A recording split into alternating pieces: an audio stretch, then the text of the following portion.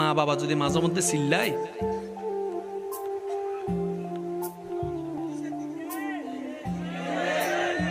মানুষের সামনে চিল্লাইছে আর কি, বড় জনে মা বাবাই,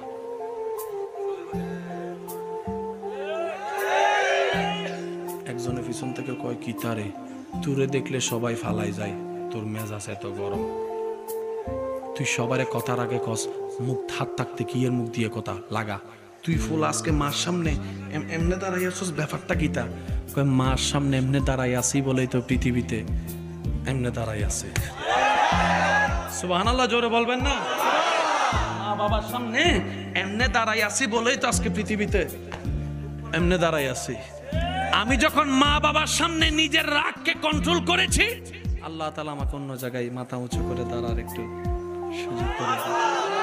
বিশ্বাস করেন ভাই, আপনি যে আল্লাহর গোলামি করেন ওই আল্লাহর ভান্ডারে কমতি নাই। পাই না কেন জানেন? আমরা চাইতেও জানি না, আমরা নিতেও জানি না, আমরা ডাকতেও জানি না।